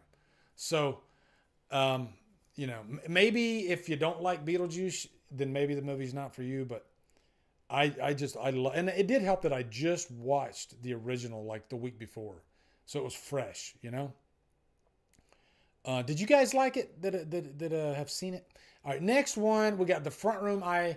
See, this is another example of movies that I don't know if I'll be able to catch this one. Just because, and plus I'm on call this next week, so I can't go to the theater. Although I got a buddy pulling it for me on tomorrow night, so I can go see this one movie that I'm seeing, which is on this list here. We'll get to it in a sec. But I haven't heard really good things about this movie, if I'm being honest. I've heard it's unintentionally hilarious. That's what the Cecil and them over the horror show said. So, yeah. The Demon Disorder. This is one I've never heard of. Shudder puts out a lot of them. Stephen Boyle's effects work has been seen in King Kong, Love and Monsters, Bait, What We Do in the Shadows, Makes a Trillion, and so much more. Now Boyle is set to make his feature directorial debut with a film starring John Noble. A demonic family drama sees a brother dealing with the estrangement of his other brothers and potential possession. There's been a lot of evil movies coming out too lately. A lot of them. And Shudder tends to have quite a bit. Next one is Red Rooms. This is one that I'm really curious about. A serial killer obsession spirals out of control in this new psychological thriller from writer-director Pascal Piante. That sounds familiar. Inspired by the fans who inexplicably flock to serial killers throughout modern history, and further motivated by the current state of cybersecurity and tech crimes. The film is named after the highly disputed violent dark web spaces known as Red Rooms. That sounds interesting. That definitely sounds interesting. Creeping Death. I did get an email about this movie, and I'm definitely going to see if I can get a screener for this one from Screenbox. Screenbox exclusive supernatural slasher from Matt Sampier adapts his short film of the same title. Halloween was always Tim's favorite holiday until his mother was diagnosed with cancer. Oh man, cancer in movies is always iffy. Now all he wants is a quiet night in. This is quickly disrupted when his friends pay him an unwanted visit after stealing a mysterious sack from the doorstep of a local crazy. The sacrilegious act unleashes the OC, a Celtic spirit that walks the earth on Halloween. They must band together and survive the night or make the ultimate offering, their lives. So that looks interesting. Believer, September 13th. Writer-director Sheldon Wilson's cult sci-fi thriller. A young writer is attacked by a notorious cult leader and mass murderer. A man who exerts inexplicable control over his followers when she claims no memory of the attack. Her family begins to question her motives.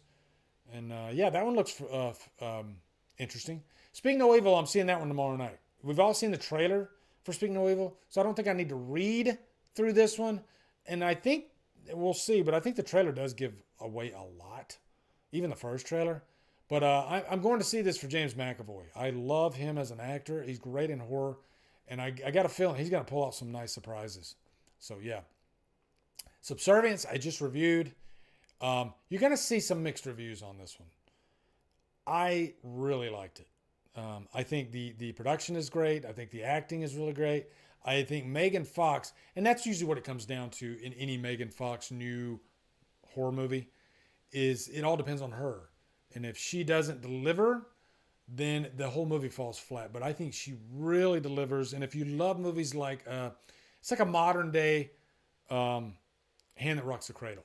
And I had a great time. It's a sexy thriller too, which is fun. Yeah, I recommend it, okay? There's going to be some mixed reviews on this one, but I really liked it. I really liked it.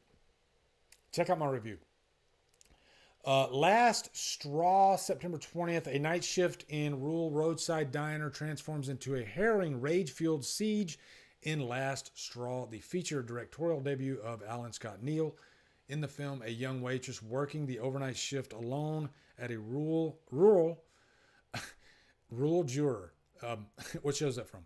A long roadside diner finds herself in a fight for her life when she's terrorized by a group of masked assailants. Ooh, you had me at masked assailants. I'm in.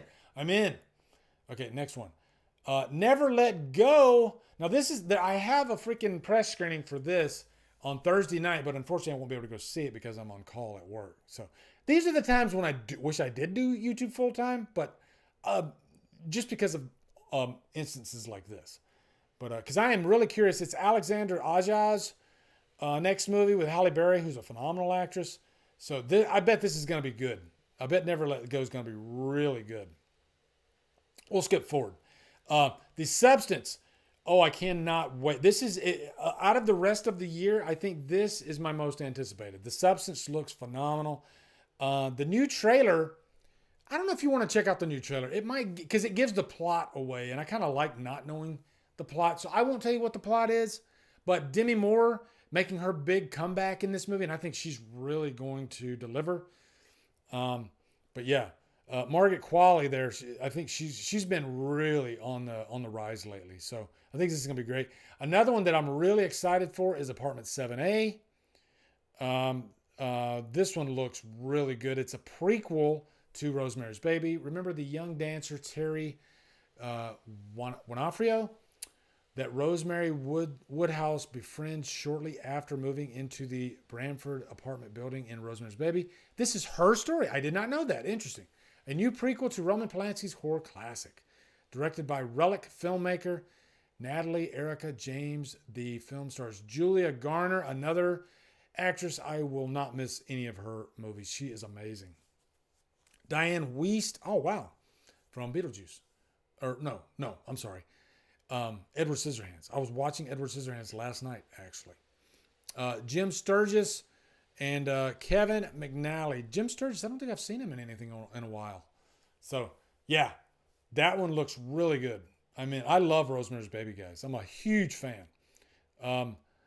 Azrael, September 27th, high concept action horror film directed by E.L. Katz, Channel Zero, The Haunting of Bly Manor, Cheap Thrills. From an original script by Simon Barrett, The Guest, ooh, you're next, Godzilla X Kong. Stars Samara Weaving. So is that, yeah, that's Samara. Okay. Yeah, I'm definitely in for that. You had me at Samara Weaving. Boom, I'm done. In a world in which no one speaks, a devout, female-led community hunts down a young woman, Weaving, who has escaped her imprisonment. She'll stop at nothing to avoid being sacrificed and survive. That looks good. Bagman. Let's see. Girl with All the Gifts and Outcast director. Family finds themselves ensnared in a nightmare as they are hunted by a malevolent mythical creature in this horror film penned by John Homey. Sleep. Feature film debut of South Korean filmmaker Jason Yu tells the story of a newlywed couple expecting their first child. Parental anxieties and everyday stresses trigger an unnerving sleepwalking habit as it escalates into aggression. So it's definitely going to have some Asian flavor to it. Carved, October on Hulu. Carved is based on a 2018 short. A lot of movies based on shorts, which can be kind of iffy. Of the same name, written and directed by Justin Harding for Hulu's Bite-Sized Halloween. Follows a heartbroken teenage playwright, her younger brother, and a group of survivors who become trapped in a historical reenactment village on Halloween night. Must band together to survive a relentless attack by a sentient and vengeful pumpkin. Mr. Crockett, director Brandon Espy's feature debut is based on his popular short featured in Hulu's Bite Size. So it's another one of the Hulu's. Diabolical children's TV show host and Jerrica Hinton as a mother who will stop at nothing to protect her son. New slasher arrives just in time for Halloween. All right, you have me at slasher. Here's a big one. Salem's Lot, coming straight to Max. Is it a TV show? Long-awaited adaptation of Stephen King's Salem's Lot with director Gary Doberman. Annabelle Comes Home. I liked Annabelle Comes Home. Is finally seeing release after a lengthy delay. The plot sees an author return to his hometown, only to find it under the sway of a bloodthirsty vampire. Of course it's a vampire. It's Salem's Lot. Originally set for theatrical release on September 9th. The new take on the vampire classic gets a streaming release date instead of Halloween season. Ooh, that's kind of iffy. Hold Your Breath, another Hulu one. Sarah Paulson, Eben Moss Barak, and Amaya Miller. Annalee Ashford lead the cast of a Hulu horror thriller. So a lot of these are like Hulu. House of Spoils, Prime Video, Blumhouse horror movie. A Blumhouse horror movie, okay. An Ambitious Chef. Man, I tell you, Afraid was freaking horrible. That's my least favorite movie of the year. Blumhouse really screwed the pooch on that one. Frankie Frico. Select theaters October 4th. Director Steven Kostanski. The Void. Oh, okay. Now you got me. Psycho Goreman? Yeah, I'm in. Is back with another genre rewind to the 90s. This time to pay tribute to the puppet horror of yesteryear after calling a late night party hotline that promises out of this world fun. Uptight yuppie Connor Sweeney must battle the pint-sized forces of evil unleashed through his phone line, led by a maniacal rock and roll goblin. It's What's Inside, October 4th. That's Netflix. A lot of feature debuts. Halloween season with a twisty sci-fi romp. Chaos ensues, lavish weekend. Pre-party, wedding party. Next one is The Platform 2. I still need to see The Platform. I've heard that's got some gnarly stuff in it. So if you've seen the first one, then you kind of probably know what to expect in this one. I need to see the first one. Things Will Be Different, October 4th, theaters, VOD.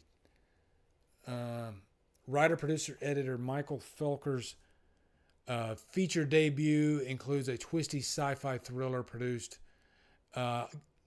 So VHS Beyond. I'm gonna start skipping through because I'm seeing that I still got I'm only halfway through these guys. So check out this article. I'm only gonna stop at the. But man, look at that image. Jesus, that's gnarly. VHS Beyond. Daddy's Head. Shudder. Mads, October 11th. Shudder. That one looks fun. David Morrow film. 18-year-old Romaine has just graduated and makes a stop at her dealer's place to try a new pill. Those are always fun when you try some kind of pill that fucks things up, like the substance.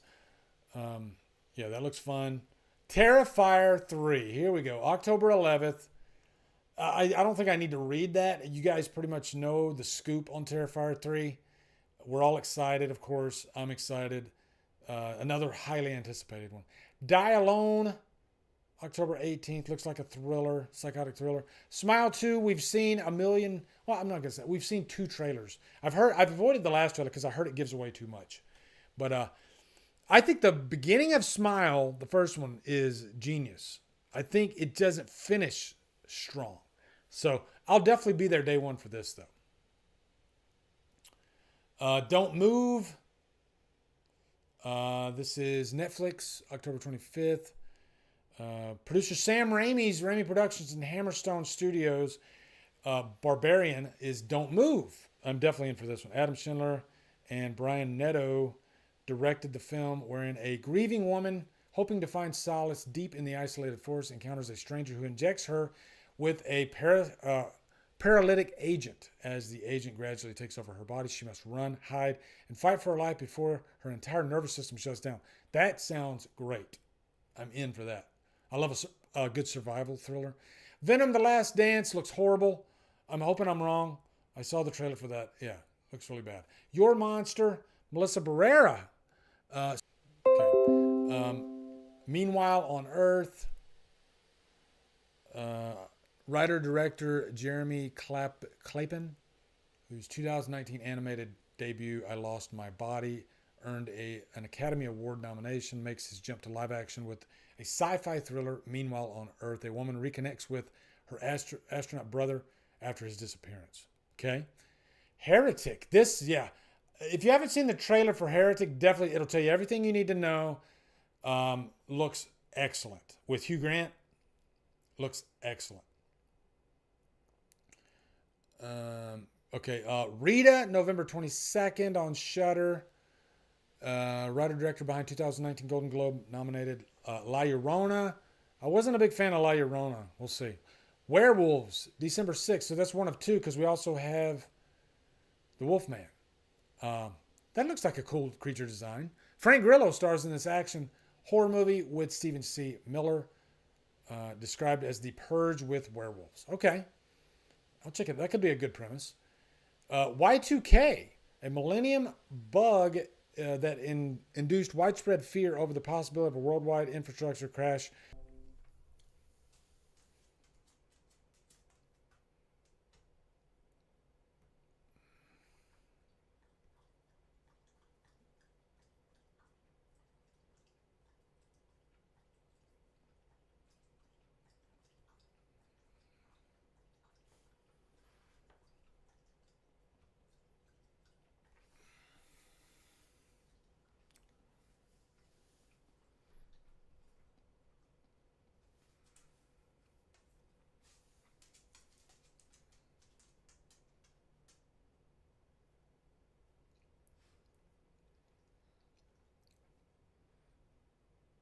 I think we're back. Can you guys hear me?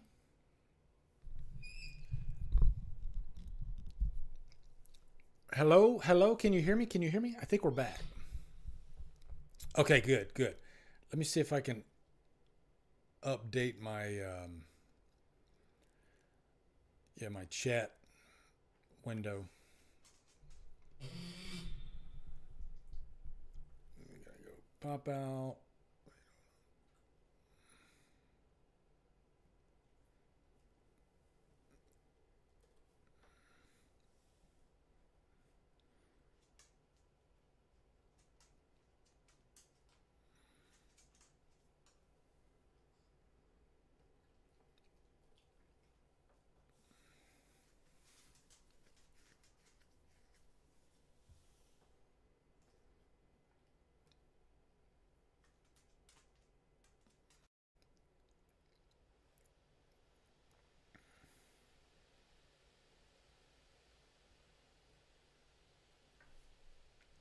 Okay, I think we're back.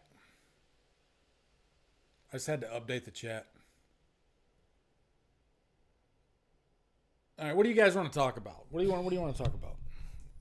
We pretty much got through the that article. 40. I didn't realize there were 40 freaking movies coming out. Jesus.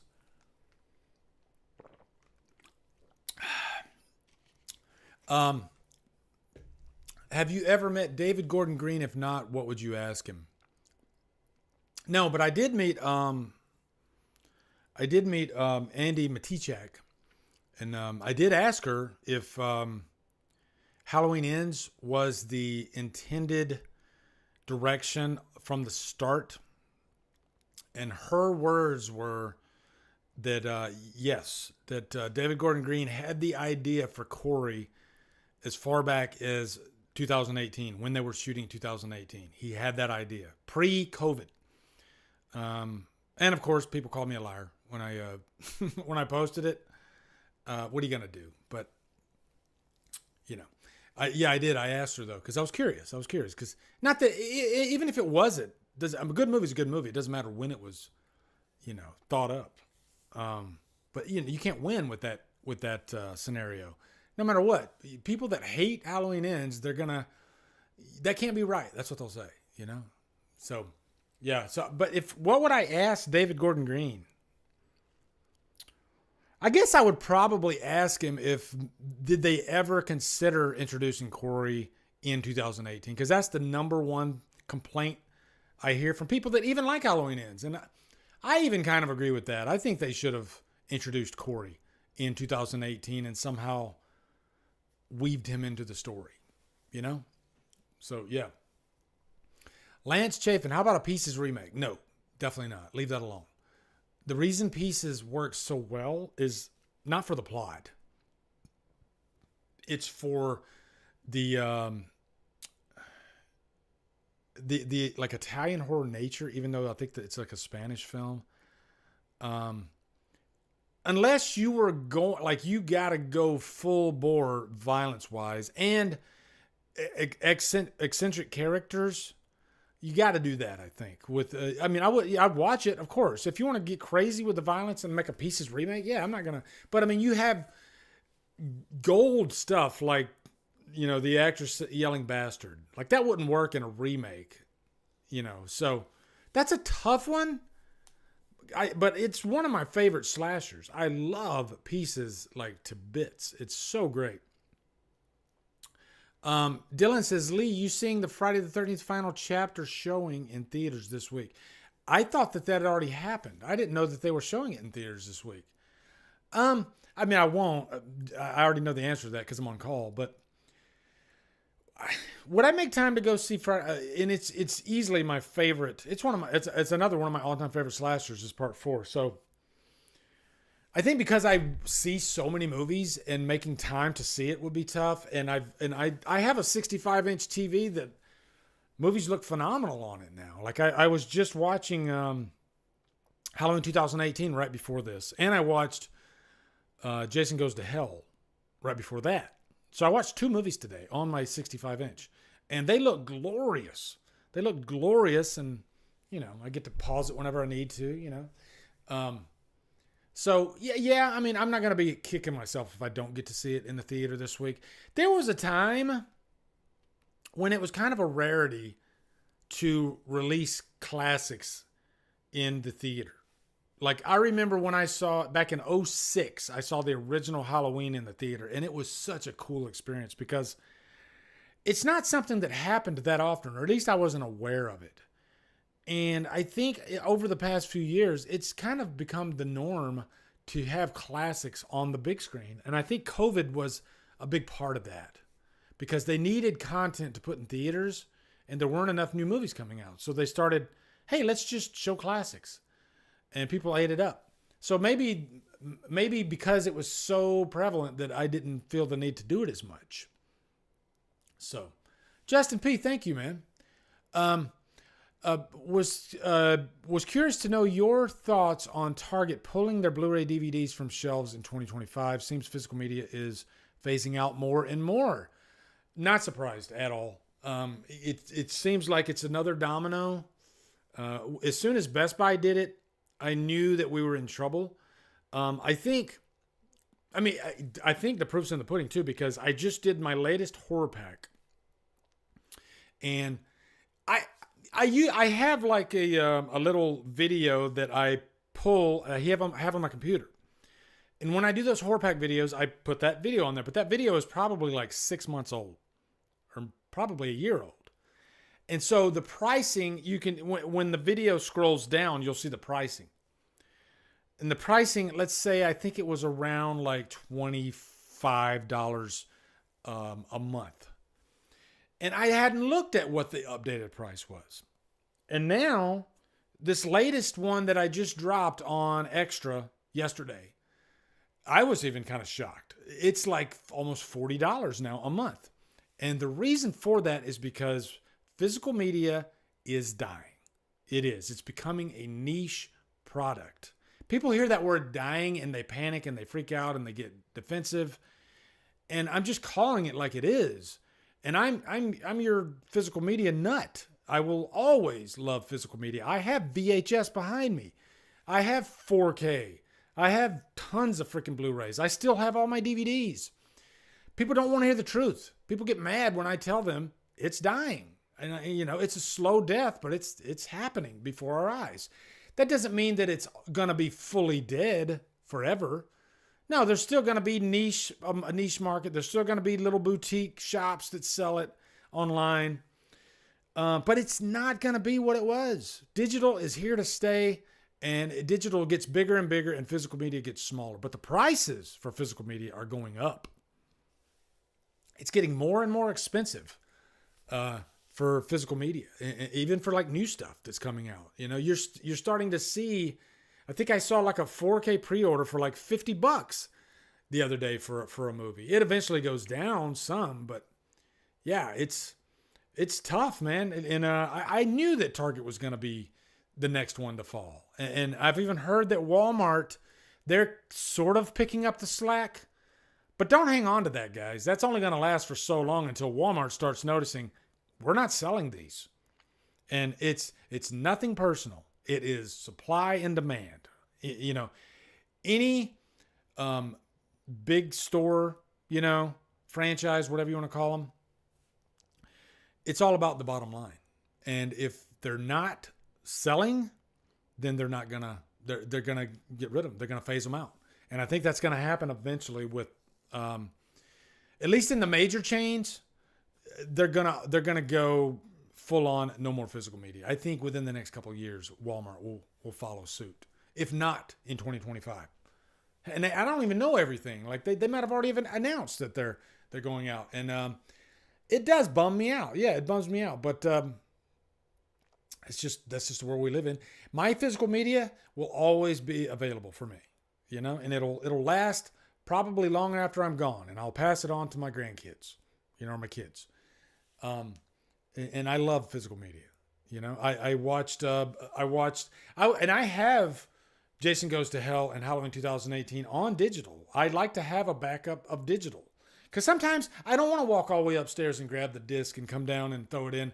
Sometimes I just want to go straight to my freaking Voodoo collection and watch that. I'm not going to lie. It depends. It's all about time. Today, though, I felt the need because I wanted to watch the unrated version of Jason Goes to Hell. I came upstairs. There's my box set right there. I pulled it right out of the box set. Yeah, here it is. Look at this gorgeous thing. Pulled it right out of the box set. You get the freaking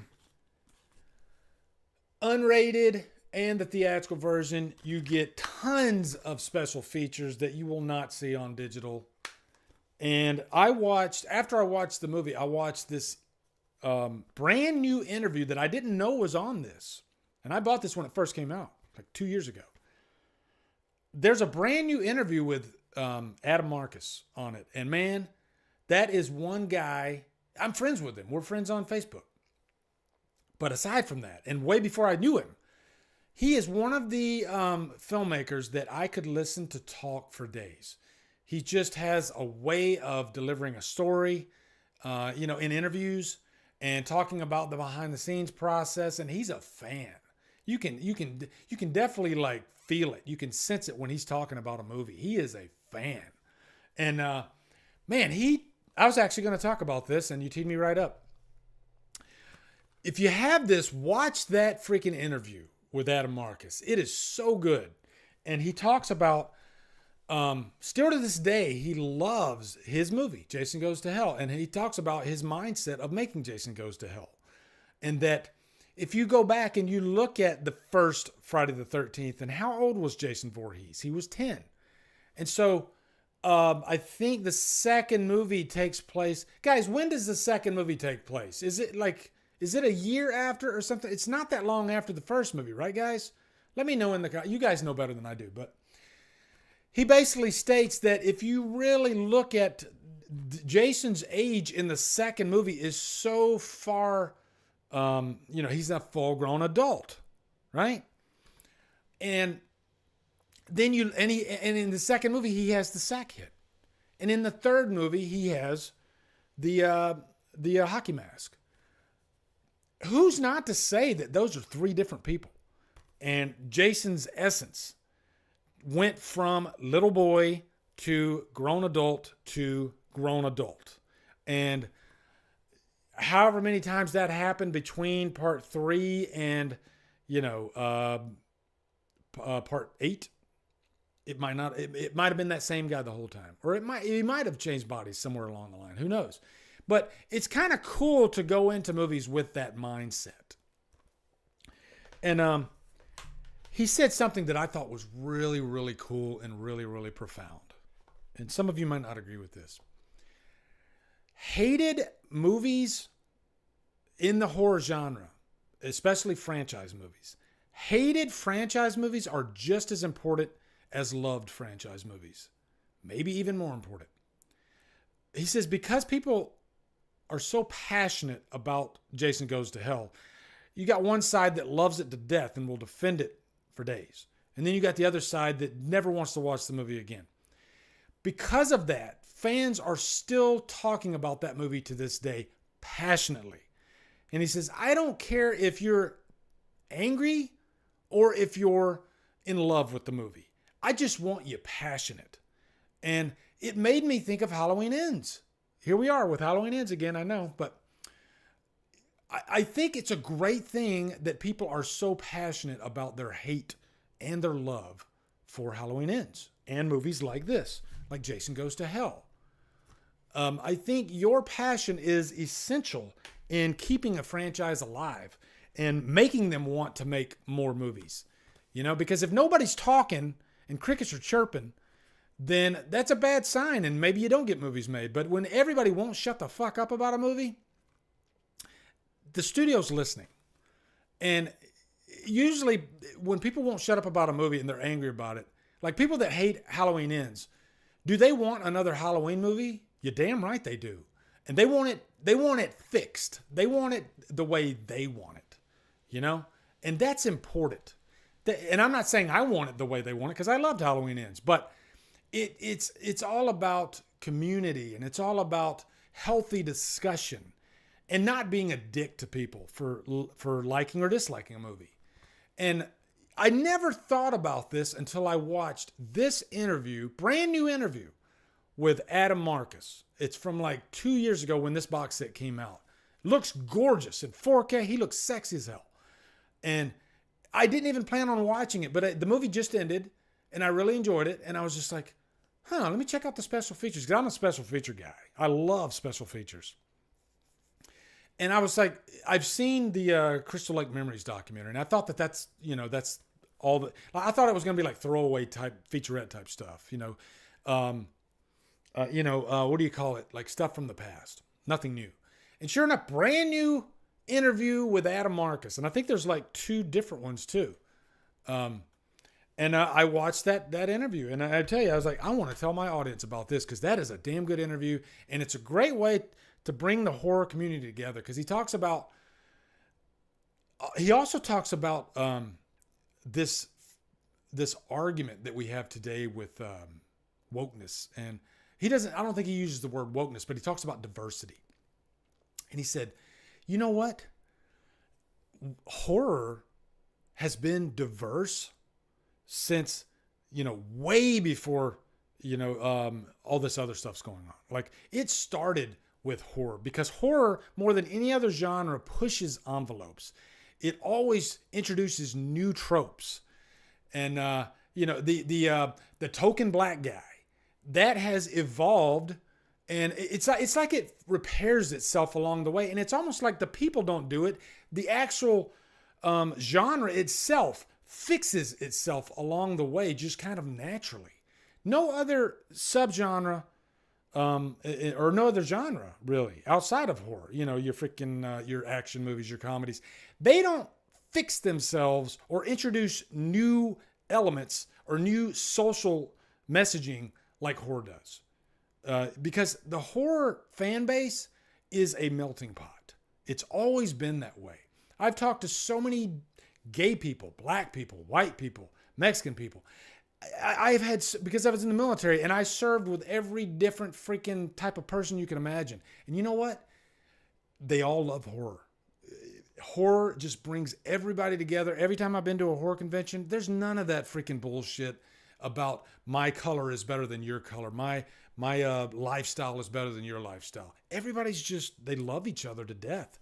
And it fixes itself. That's what's so cool. I don't even know if it fixes is the right word, but it progresses. I guess that's the word I'm looking for. Horror constantly progresses through the years. And I think that's why horror is still so relevant and still so alive, and why we have more horror movies than any other genre. Because, it's just a welcoming genre. It really is. So I can't recommend this enough, okay? The ads are so frequent for this live stream. Damn it. I'm sorry about that, Aaron. I didn't. So what I did was I selected to let YouTube select, because it said recommended, but I have no idea what I'm doing. So is it like how often is it like showing ads, guys? I didn't even know that. That's weird. Is it just Aaron, or is it everybody? Let me know. That's definitely another clip too. We're gonna clip that out. So, yeah. Like, how frequent are the ads? I'm getting them too. Been about half a dozen or so. Wow.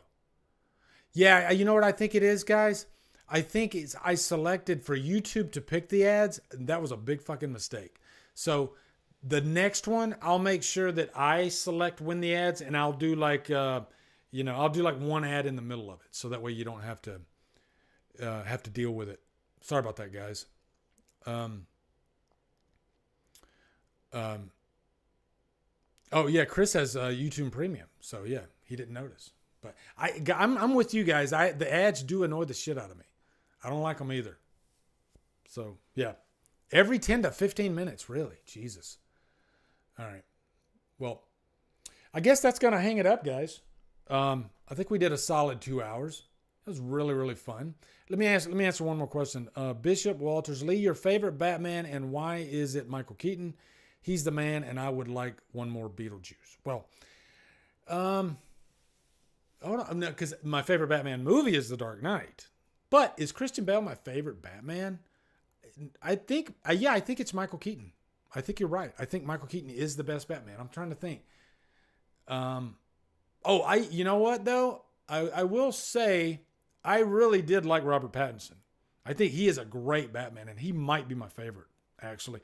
I really liked Ben Affleck. I thought he was a good Batman. There's been a lot of good Batmans. Liana didn't burn her dinner. That's good. You're making me hungry though, because I think I want dinner now. So yeah. One thing I'll say about Michael Keaton though, I do think people were too hard on the Flash movie. And that's just my opinion. When I saw Michael Keaton come back in full force in the Flash movie, I was freaking out. It was like, and I know we do nostalgia like overload these days and everything, but that was like the exception for me. That's Michael fucking Keaton coming back as Batman and slaying it in the movie. So, and I liked Ezra Miller. He's a douche, but I liked him as Barry in the movie, so it was fun. So yeah. So yeah, guys, I guess that's it. We talked about a lot. We talked about music. We talked about freaking Jason Goes to Hell. We talked about upcoming horror. You guys always make it really fun, really fun. I apologize for the ads, guys. I know that was a pain in the ass. I will correct that so you won't have to deal with that the next time. Okay, I promise. All right, so I'm going to be on call next week, so I probably won't be streaming next weekend. Unless it's like super, super late when because that's usually my safe zone, like after a certain hour. But we'll see. We'll see. But take care of each other, guys, okay? Love you guys to death. And I appreciate all you guys do. And look for those 2 Halloween and Scream documentaries. They are returning. They're going to be updated, all right? So look for those.